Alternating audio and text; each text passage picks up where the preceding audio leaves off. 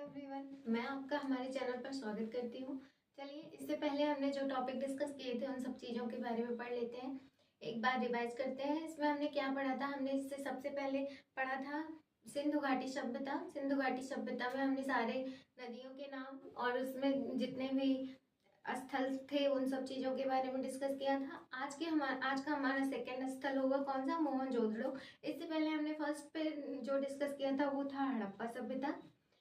आइए चलिए फिर हमारा नया टॉपिक स्टार्ट करते हैं, जिसमें हम पढ़ेंगे मोहनजोदड़ो के बारे में। मोहनजोदड़ो एक पाकिस्तान के सिंध प्रांत से लिया गया स्थल है। इसके बारे में हम डिस्कस करते हैं। चलिए, आप लिखते हुए चलिएगा। आप लिखिए, हेडिंग डालिएगा मोहनजोदड़ो।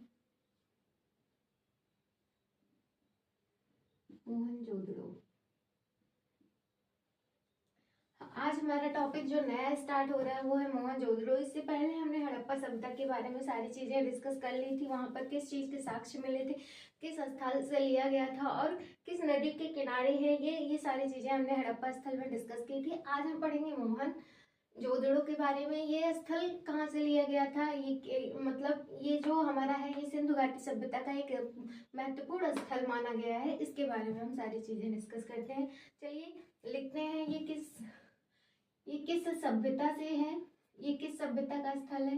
तो आप पहले डिस्कस कीजिएगा ये स्थल कहाँ का है। ये स्थल सिंधु घाटी सभ्यता में है। सिंधु घाटी सभ्यता का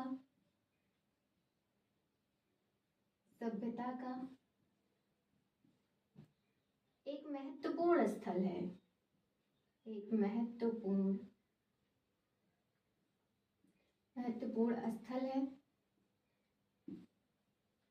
ये किस ईस्वी में लिया गया था, इसके बारे में, जैसे इसकी ईस्वी के बारे में पूछा जाता है कि ये किस ईस्वी से लिया गया था, तो ये हमारा 2600 ईसा पूर्व से 1900 ईसा पूर्व तक इस ईस्वी में ये फला फूला। और इसकी खोज कब की गई थी? तो इसकी खोज हुई थी 1922 में। किसने की थी? तो किसने की थी? वो थे 2 में। आप लिखिएगा, यहाँ पर आप दूसरा लिखिएगा, किसने की। ये सारे टॉपिक हैं, आप ये सारे टॉपिक नोट डाउन करते हुए चलिएगा। 1922 में इसकी खोज की गई थी और किसने की थी? उनका नाम था राखल दास बनर्जी। इनको इंग्लिश में इस तरीके से भी लिखा जाता है, RD बनर्जी। आप इस तरीके से भी इनको लिखा पाएंगे। तो आप ये सारी चीजें नोट डाउन करते हुए चलिएगा। फिर इसके आगे का टॉपिक हम डिस्कस करते हैं। ये किस नदी के किनारे था, इन सब चीजों के बारे में। चलिए, आपने यहाँ तक लिख लिया होगा, हम इसको मिटा देते हैं। इसके आगे का फिर लिखते हैं।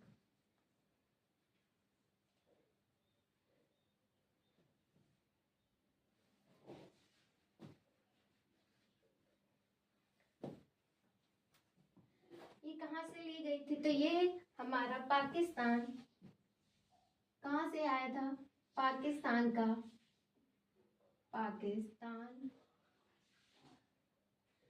के सिंध प्रांत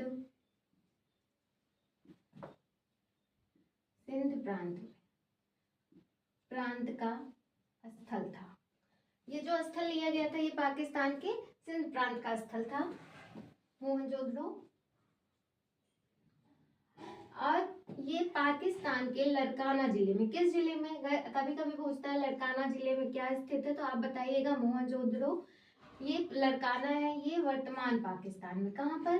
वर्तमान पाकिस्तान में।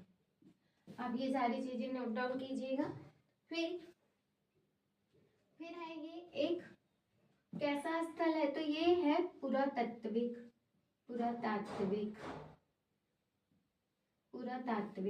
स्थल।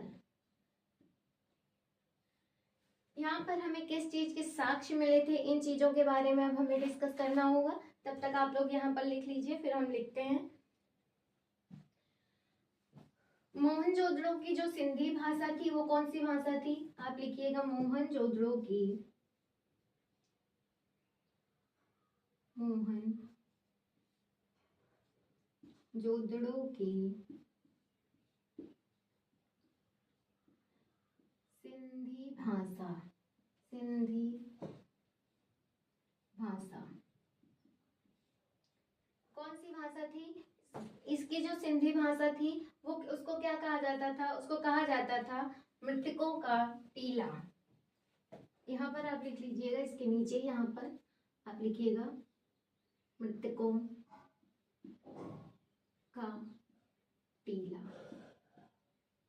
मोहनजोदड़ो को ही हम क्या कहते हैं? मृतकों का टीला। अगर पूछा जाता है कि मोहनजोदड़ो में जो सिंधी भाषा यूज की गई थी वो क्या थी, तो हमें बताना है। वहां पर हमें ये लिखना होगा कि मृतकों का टीला जो कहा गया वो हमारी सिंधी भाषा में है, और वो कहाँ पर पाया जाता है? वो मोहनजोदड़ो में इसके साक्ष्य मिले थे। आप ये सारी चीजें नोट डाउन करते हुए चलिएगा। फिर इसमें सर्वाधिक, यहाँ पर हम मिटा देते हैं, फिर आगे का लिखते हैं।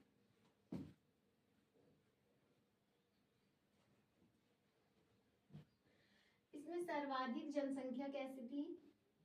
सर्वाधिक जनसंख्या कहाँ पर थी? जनसंख्या कहाँ थी? सर्वाधिक जनसंख्या कहाँ थी? तो आप बताइएगा कि ये सर्वाधिक जनसंख्या कहाँ पर थी? मोहनजोदड़ो में। मोहनजोदड़ो में सबसे ज्यादा जनसंख्या पाई गई थी। इन चीजों के बारे में लिखिए। फिर इसके साक्ष्य क्या क्या मिले थे, इन चीजों का हम डिस्कस कर लेते हैं। इसमें साक्ष्य किसके मिले थे?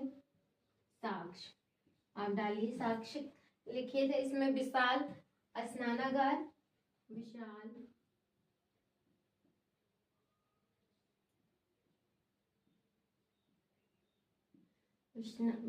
स्नानागार और विशाल अन्न भी मिले थे। विशाल अन्नगार,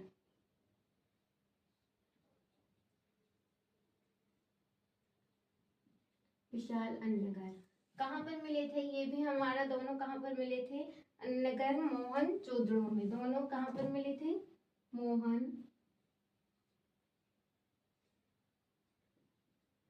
मोहनजोदड़ो। यहाँ पर भी मोहनजोदड़ो ही होगा।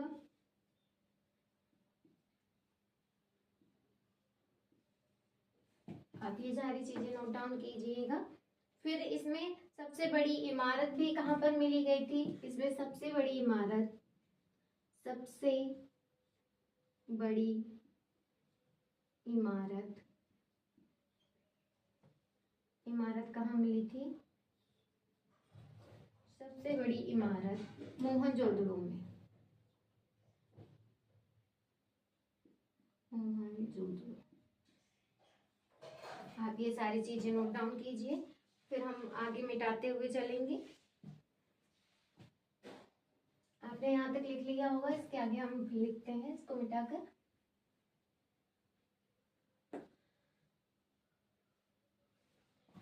ये सारी चीजें हमारी मोहनजोदड़ो में मिली थी। और यहाँ पर हमें एक चीज और मिला था, वो था हमारा, यहाँ पर होता क्या था?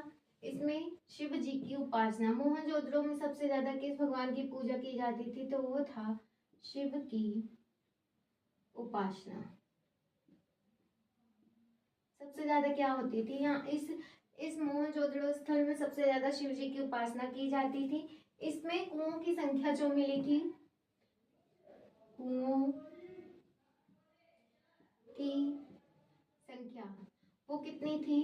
संख्या हमारी 700।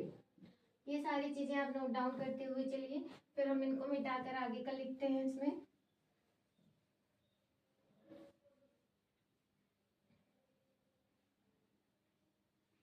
आप लिखते हुए चलिए, इसमें लिखिएगा, नोट लिखिएगा।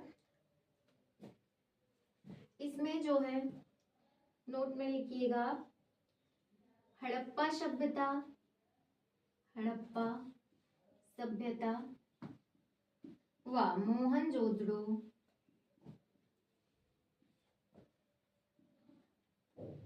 जोदड़ो, मोहनजोदड़ो एक विशाल साम्राज्य की, एक विशाल साम्राज्य की जुड़वा राजधानी है। क्या है? जुड़वा राजधानी। आप ये सारी चीजें नोट डाउन कीजिए। फिर हम लिखते हैं, इसमें हमने जो पढ़ा था इसमें भी इसका नेतृत्व किसने किया था? तो नेतृत्व तो इनका जॉन मार्शल ने ही किया था। जॉन मार्शल ने ही इसका नेतृत्व किया था। और इसमें हमें क्या क्या मिला था ये सारी चीजें आप लिखते हुए चलिए।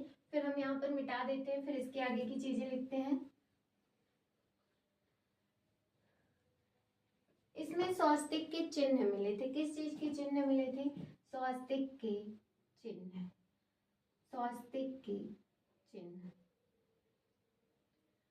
इस तरीके से जो बना होता है ये स्वास्तिक का निशान होता है, आप लोग जानते ही होंगे। इसमें जो है स्वास्तिक के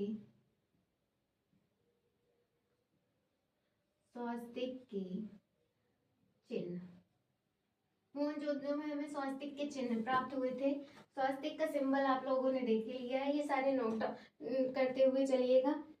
और इसमें नृत्य करती हुई महिला जो थी, नृत्य करती हुई महिला का जो चित्र मिला था,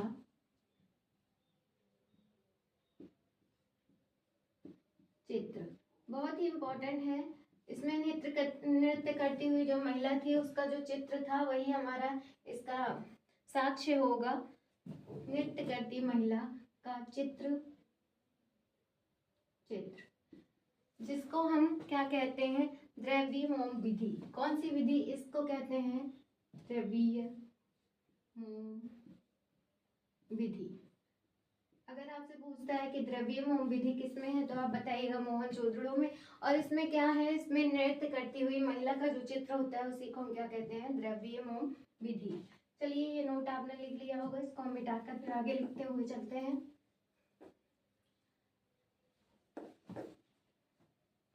द्रव्यमान विधि। इसमें बुने हुए कपड़े के भी साक्ष्य मिले थे। किस चीज के साक्ष्य? बुने हुए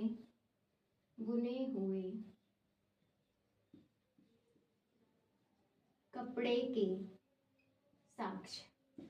किस चीज के साक्ष्य मिले थे? वो थे बुने हुए कपड़े के साक्ष्य मिले थे।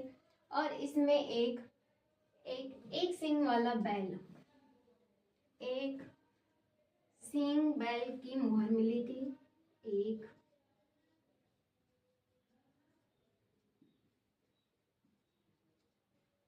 की मुहर। और इसमें था सेल खड़ी की जो मोहरें प्राप्त हुई थी वो भी हमारी सबसे ज्यादा कहाँ पर प्राप्त हुई थी? मोहनजोदड़ो में। सेल खड़ी की मोहरें कहाँ पर सर्वाधिक प्राप्त हुई थी? सेल खड़ी की मोहरें, वो थी हमारी मोहनजोदड़ो। आप ये सारी चीजें नोट डाउन करते हुए चलिए। फिर हम आगे का टॉपिक लिखते हैं। इसमें हम इतनी चीजें सारी पढ़ लिए हैं, अब इसके आगे हमको क्या पढ़ना है? इसमें हमें क्वेश्चंस आंसर्स करने हैं। चलिए आज हम आपको 10 क्वेश्चन